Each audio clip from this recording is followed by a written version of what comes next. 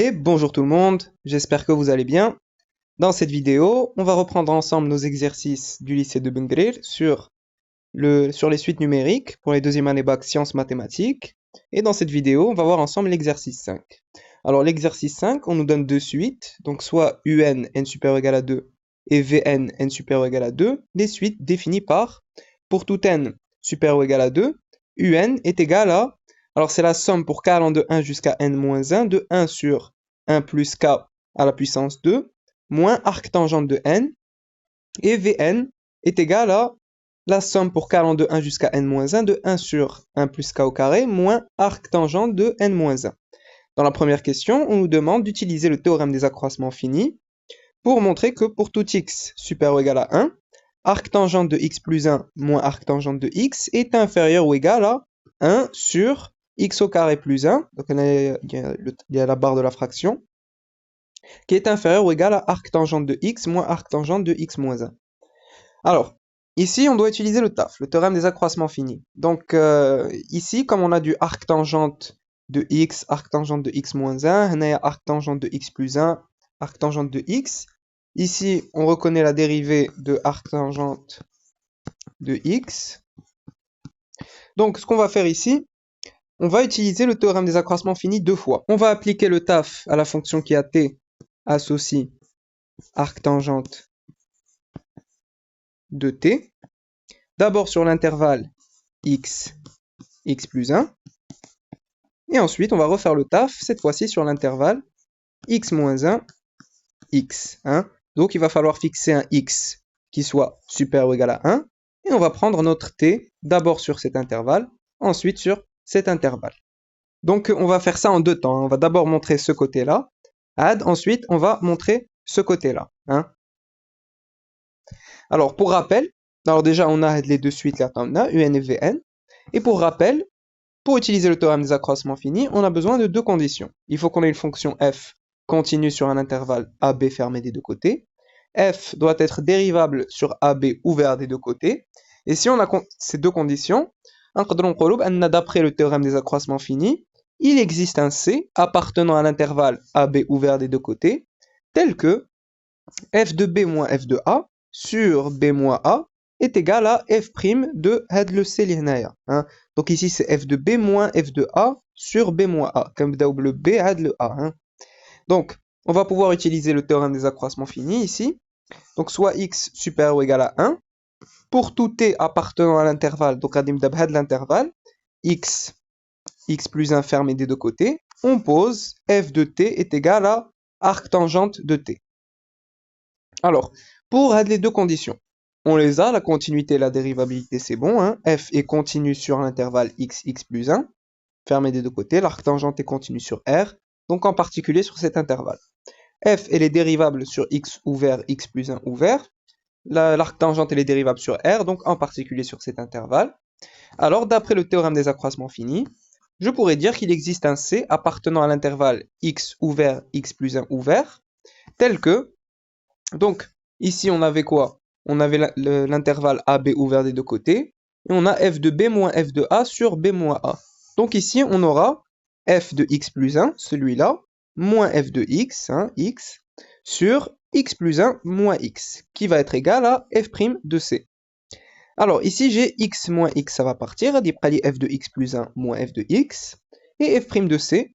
Alors, f' de c, donc c'est-à-dire arctangente prime de c. Alors, la fonction f, on a f de t ou arctangente de t.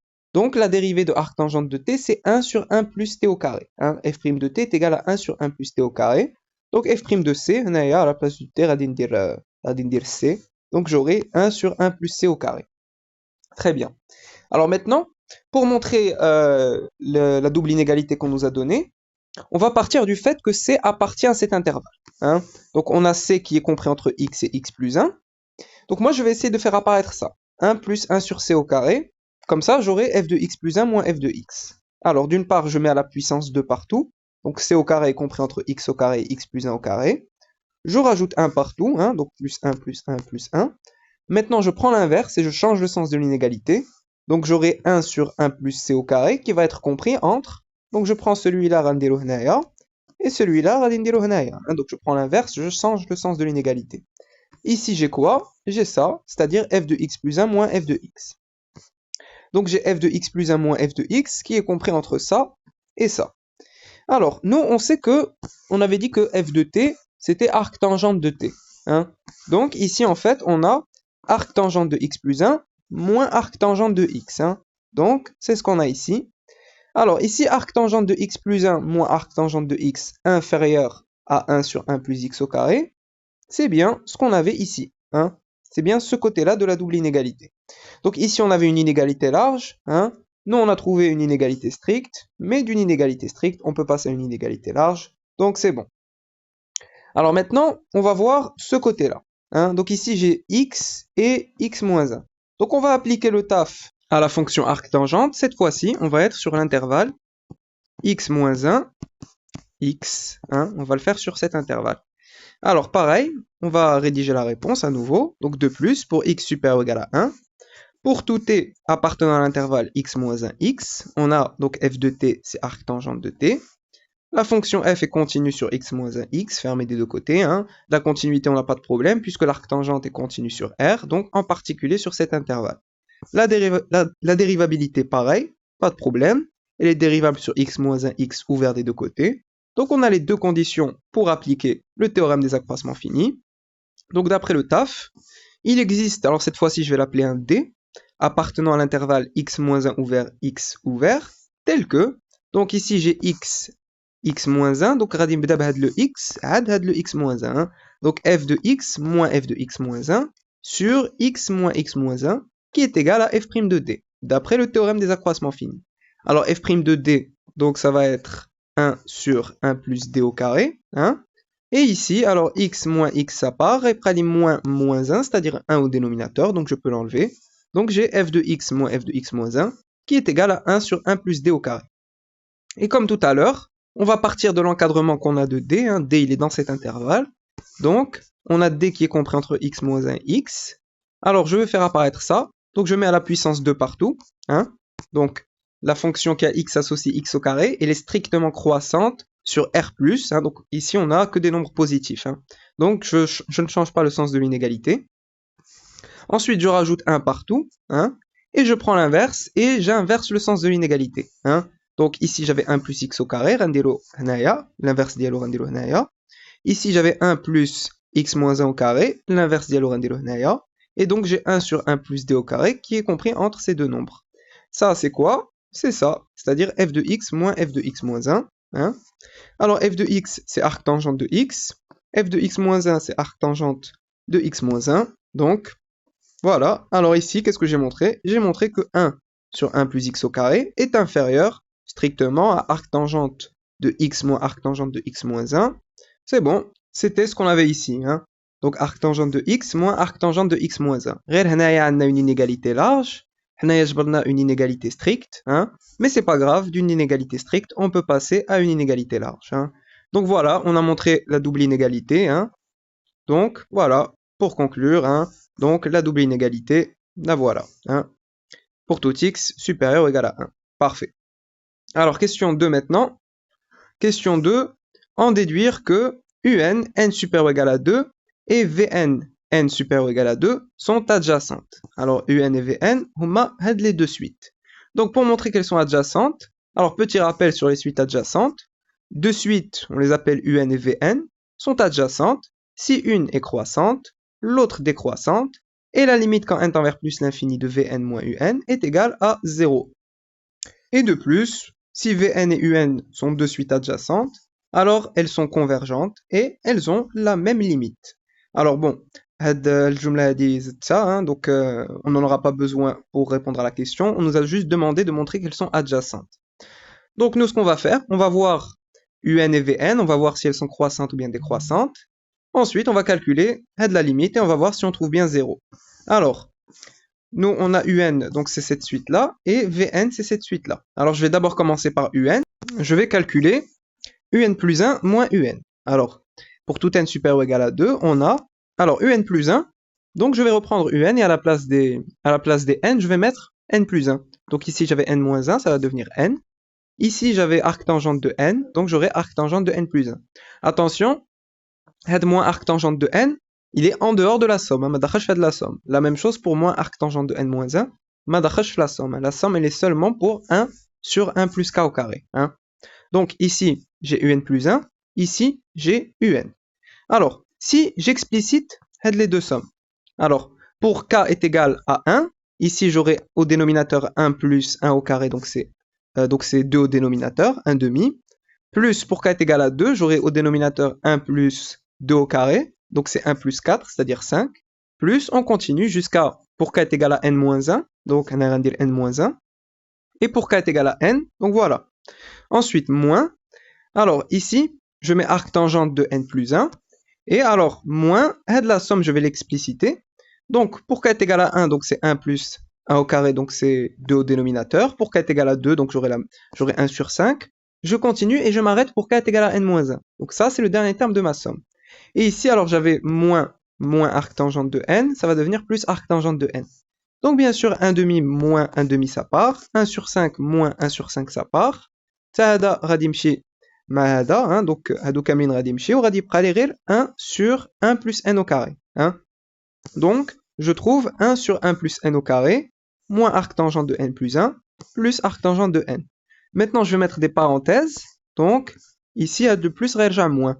Donc, je trouve un plus 1 moins un, c'est ça. Donc ici, j'ai juste mis des parenthèses. Alors, ici, j'ai arctangente de n plus 1 moins arctangente de n. Et on a n qui est supérieur ou égal à 2, donc il est supérieur ou égal à 1. Donc ici, je vais pouvoir utiliser la double inégalité qu'on avait montrée juste avant, qui est valable pour tout x supérieur ou égal à 1.